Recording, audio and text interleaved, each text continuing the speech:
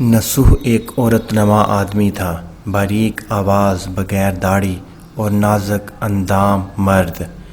وہ اپنی ظاہری شکل و صورت سے فائدہ اٹھاتے ہوئے زنانہ حمام میں عورتوں کا مساج کرتا اور میل اتارتا تھا۔ کوئی بھی اس کی حقیقت نہیں جانتا تھا، سبھی اسے عورت سمجھتے تھے۔ یہ طریقہ اس کے لیے ذریعہ معاش بھی تھا اور عورتوں کے جسم سے لذت بھی لیتا تھا۔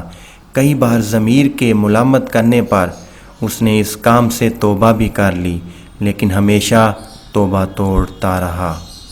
ایک دن بادشاہ کی بیٹی حمام گئی۔ حمام اور مساج کرنے کے بعد پتہ چلا کہ اس کا نہایت قیمتی موتی یعنی کہ ہیرا گم ہو گیا ہے۔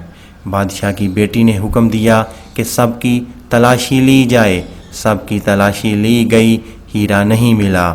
نصوح رسوائی کے ڈر سے ایک جگہ چھپ گیا۔ جب اس نے دیکھا کہ شہزادی کی کنیزیں اسے ڈھونڈ رہی ہیں تو سچے دل سے خدا کو پکارا اور خدا کی بارگاہ میں دل سے توبہ کی اور وعدہ کیا کہ آئندہ کبھی بھی یہ کام نہیں کروں گا، میری لاج رکھ لے مولا۔ دعا مانگ ہی رہا تھا کہ اچانک باہر سے آواز سنائی دی کہ نصوح کو چھوڑ دو، ہیرا مل گیا ہے۔ نصوح نم آنکھوں سے شہزادی سے رخصت لے کر گھر آ گیا۔ نصوح نے قدرت کا کرشمہ دیکھ لیا تھا اور ہمیشہ ہمیشہ کے لیے اس کام سے توبہ کر لی۔ کئی دنوں سے حمام نہ جانے پر ایک دن شہزادی نے بلاوا بھیجا کہ حمام آ کر میرا مساج کرے، لیکن نصوح نے بہانہ بنایا کہ میرے ہاتھ میں درد ہے، میں مساج نہیں کر سکتا ہوں۔ نصوح نے دیکھا کہ اس شہر میں رہنا اس کے لیے مناسب نہیں ہے۔ سبھی عورتیں اس کو چاہتی ہیں اور اس کے ہاتھ سے مساج لینا پسند کرتی ہیں۔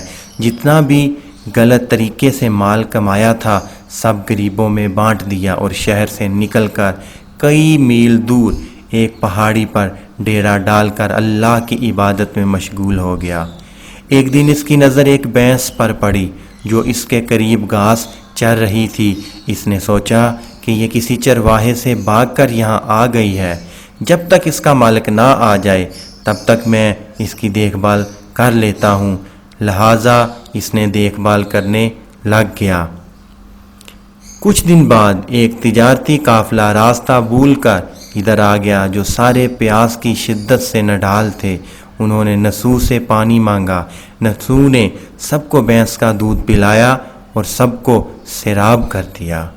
قافلے والوں نے نصوح سے شہر جانے کا راستہ پوچھا۔ نصوح نے ان کو آسان اور نزدیکی راستہ دکھایا۔ نصوح کے اخلاق سے متاثر ہو کر تاجروں نے جاتے ہوئے اسے بہت سارا مال بطور تحفہ دیا۔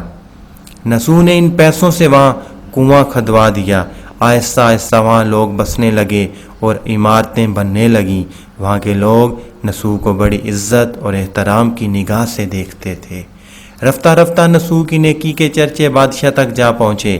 بادشاہ کے دل میں نصوح سے ملنے کا اشتیاق پیدا ہوا۔ اس نے نصوح کو پیغام بھجوا دیا کہ بادشاہ آپ سے ملنا چاہتے ہیں، مہربانی کر کے دربار تشریف لے آئیں۔ جب نصوح کو بادشاہ کا پیغام ملا اس نے ملنے سے انکار کر دیا اور معذرت چاہی کہ مجھے بہت سارے کام ہیں، میں نہیں آ سکتا۔ بادشاہ کو بھی بہت تعجب ہوا، مگر اس نے بے نیازی کو دیکھ کر ملنے کی طلب اور بڑھ گئی۔ بادشاہ نے کہا کہ اگر نصوح نہیں آ سکتے تو ہم خود اس کے پاس جائیں گے۔ جب بادشاہ نصوح کے علاقے میں داخل ہوا، خدا کی طرف سے ملک الموت کو حکم ہوا کہ بادشاہ کی روح قبض کر لے۔ چونکہ بادشاہ بطور عقیدت مند نصوح کو ملنے آ رہا تھا اور آیا میں نصوح کی خوبیوں کی گرویدہ ہونے کی وجہ سے، اس لیے نصوح کو بادشاہ کے تخت پر بٹھا دیا گیا۔ نصوح نے اپنے ملک میں عدل اور انصاف کا نظام قائم کیا۔ وہی شہزادی جسے عورت کا بھیس بدل کر ہاتھ لگاتے ہوئے بھی ڈرتا تھا، اسی شہزادی نے نصوح سے شادی کر لی۔ ایک دن نصوح دربار میں بیٹھا لوگوں کی داد رسی کر رہا تھا کہ ایک شخص وارد ہوا اور کہنے لگا کہ کچھ سال پہلے میری بھینس گم ہو گئی تھی، بہت ڈھونڈا مگر نہیں ملی، برائے مہربانی میری مدد فرمائیں۔ نسو نے کہا کہ تمہاری بھینس میرے پاس ہے، آج جو کچھ میرے پاس ہے وہ تمہاری بھینس کی وجہ سے ہے۔ نسو نے حکم دیا کہ اس کے سارے مال اور دولت کا آدھا حصہ بھینس کے مالک کو دیا جائے۔ وہ شخص خدا کے حکم سے کہنے لگا، اے نسو جان لو، نہ میں انسان ہوں اور نہ ہی وہ جانور بھینس ہے، بلکہ ہم دو فرشتے ہیں، تمہارے امتحان کے لیے آئے تھے۔ یہ سارا مال اور دولت تمہارے سچے دل سے توبہ کرنے کا نتیجہ ہے۔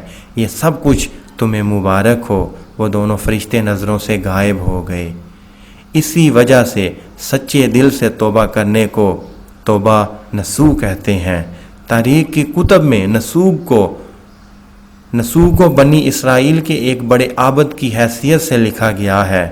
کتاب مصنوع معنوع دفتر پنجم انوار المجالس صفحہ 432۔ اس واقعہ سے ہمیں یہ سبق ملتا ہے، نسوح رزق کمانے کے لیے اللہ کا ناپسندیدہ کام کیا کرتا تھا۔ جب وہ کام اللہ کے خوف کی وجہ سے چھوڑا تو اللہ نے رزق کے اسباب پیدا کیے اور بادشاہت تک عطا کر دی۔ حرام طریقے سے لذت حاصل کرنا چھوڑا تو اللہ نے نکاح میں شہزادی دے دی۔ اللہ تعالیٰ سب کو توبہ کرنے اور تادم مرگ اس توبہ پر قائم رہنے کی توفیق فرمائے، آمین۔ ویڈیو پسند آئے اسے لائک کریں اور دوسروں تک شیئر کریں اور ہمارے چینل نالج بینک کو ضرور سبسکرائب کریں۔